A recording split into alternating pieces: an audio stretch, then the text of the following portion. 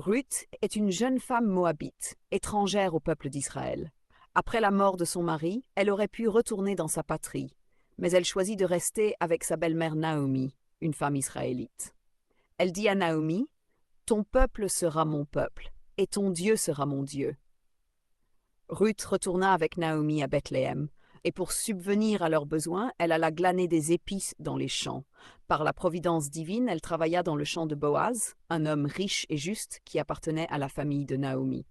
Boaz remarqua Ruth, son humilité et sa fidélité. Finalement, il la racheta et l'épousa selon la loi du rachat d'Israël. Ruth donna naissance à Obed, le grand-père du roi David. Et par cette lignée naîtra plus tard Jésus-Christ, le Rédempteur du monde. Fidélité dans l'épreuve. Ruth n'a pas abandonné Naomi malgré les difficultés. Dieu bénit ceux qui restent fidèles même quand tout semble perdu. 2. Humilité et travail.